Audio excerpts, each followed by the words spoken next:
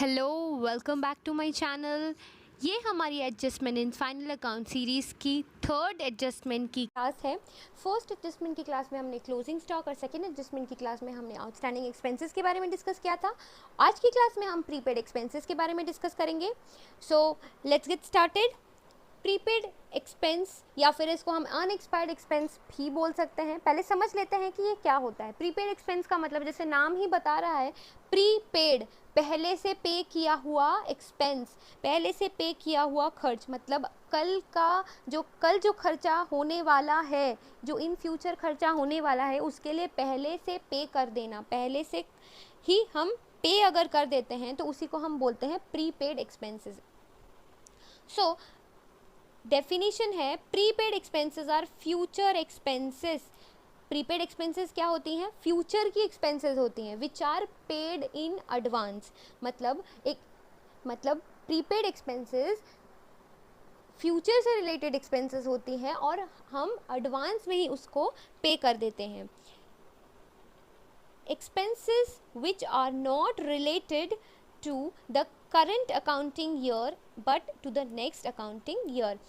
ऐसे एक्सपेंसेस जो current accounting year से रिलेटेड नहीं है और नेक्स्ट अकाउंटिंग ईयर से रिलेटेड हैं।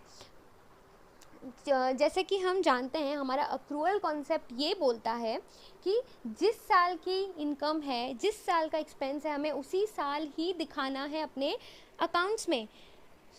तो उस हिसाब से हम नेक्स्ट अकाउंटिंग ईयर का जो भी एक्सपेंस होता है, जो भी इनकम होता है, वो हम इस साल में शो नहीं कर सकते हैं। उसी तरह हम प्रीपेड एक्सपेंसेस को भी इस साल के जो हमारा अकाउंट्स प्रिपेयर हो रहा है उसमें हम शो नहीं कर सकते हैं।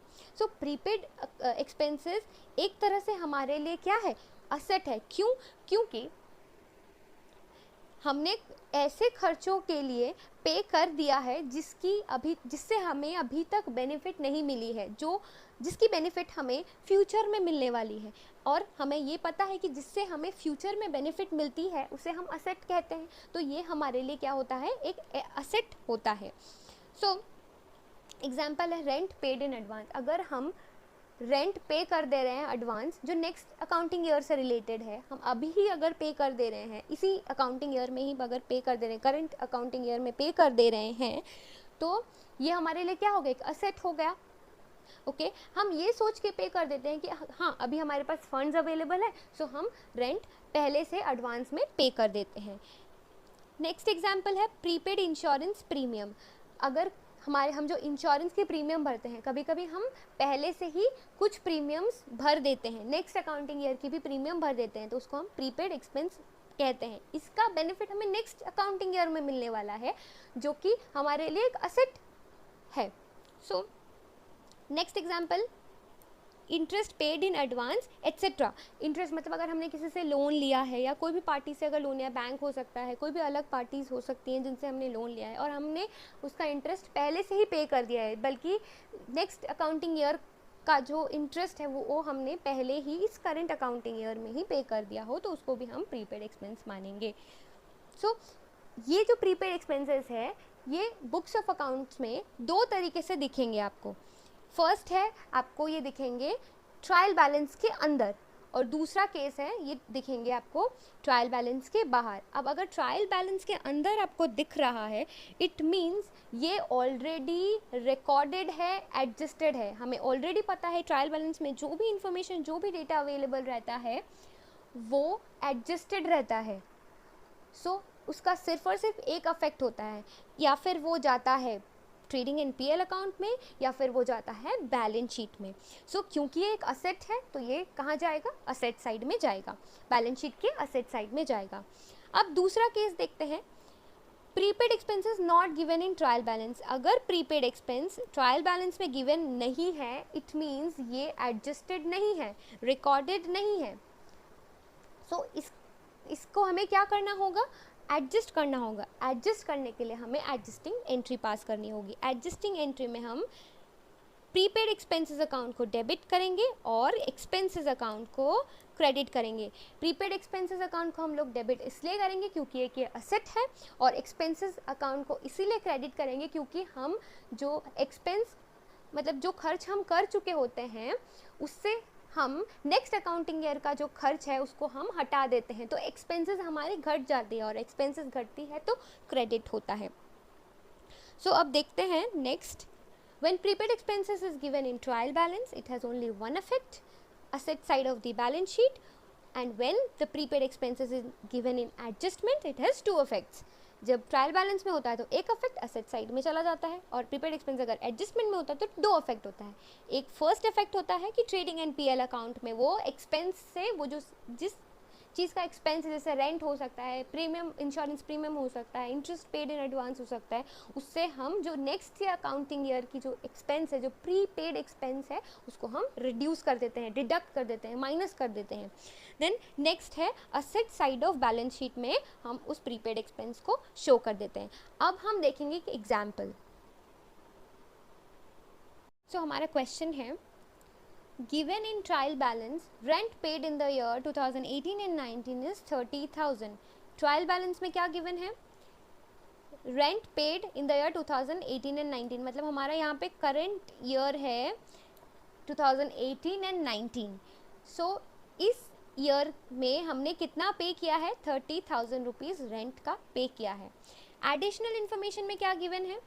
Rent paid includes rent paid for the next accounting year, that is 2019 and 20। मतलब ये जो रेंट पे किया गया है 30,000 का, उसमें नेक्स्ट ईयर का भी जो रेंट है वो इंक्लूडेड है। मतलब जो 4,000 रुपीज़ यहाँ पे है वो नेक्स्ट ईयर की है, जो कि इसमें इंक्लूडेड है। इस 30,000 में ये 4,000 इंक्लूडेड है। सो हमें पता है अगर कोई भी चीज़ ट्रायल बैलेंस में गिवन रहती है तो उसका एक ही इफेक्ट होता है, क्योंकि रेंट पेड एक एक्सपेंस है तो ये directly trading and PL account में शो करेगा। तो यहाँ पे हमने लिखा है रेंट टू रेंट 30,000। सो अब एडिशनल इन्फॉर्मेशन में गिवन है rent paid includes the rent paid for the next accounting year. It means ये प्रीपेड रेंट है, प्रीपेड एक्सपेंस है, तो ये नेक्स्ट अकाउंटिंग ईयर की जो एक्सपेंस है वो हमें इस अकाउंटिंग ईयर का जो एक्सपेंस है उससे हटाना होगा। तो हमें लेस करना होगा क्या? Prepaid rent, that is 4,000 rupees, so that इस अकाउंटिंग ईयर का जो हमारा रियल एक्सपेंस है वो शो करे। अगर रियल एक्सपेंस अगर 30,000, अगर हम यहाँ पे 30,000 शो करते तो हमारा जो प्रॉफिट है वो घटा हुआ आता और सही प्रॉफिट नहीं शो करता। इसीलिए हम यहाँ पे नेक्स्ट ईयर का जो एक्सपेंस है वो घटा देने से हमारा ट्रू प्रॉफिट शो करेगा। देन हमारा एक अफेक्ट तो हो गया, ट्रेडिंग एंड पीएल अकाउंट में हमने शो कर दिया। नेक्स्ट हमारा अफेक्ट होगा बैलेंस शीट में, जो कि क्योंकि ये 4,000 जो है वो नेक्स्ट ईयर की एक्सपेंस है और उससे बेनिफिट अभी हमें मिला नहीं है, मिलने वाला है, नेक्स्ट अकाउंटिंग ईयर में मिलेगा। सो कोई भी चीज़ से अगर हमें बेनिफिट मिलता है वो हमारे लिए असेट है, इसलिए हम इसको असेट साइड में शो करते हैं under the head current asset, that is 4,000 rupees. So यहाँ पे दो अफेक्ट दिखाई दे रहा है आपको। आई होप आपको ये क्लियर हो गया होगा। मैं आपको फिर से एक बार बता देती हूँ। सो अगर प्रीपेड एक्सपेंस आपको ट्रायल बैलेंस में गिवन रहता है तो ये आप समझ लीजिए कि वो ऑलरेडी एडजस्टेड है, वो एक ही जगह शो करेगा, क्योंकि एक ये असेट है इसीलिए asset side of the balance sheet में शो करेगा। और अगर ये प्रीपेड एक्सपेंस अगर आपको एडिशनल इन्फॉर्मेशन है एडजस्टमेंट में गिवन रहता है तो इसका दो इफेक्ट होंगे, क्योंकि ये दूसरे अकाउंटिंग ईयर से रिलेटेड है तो इस अकाउंटिंग ईयर से हमें माइनस करना है।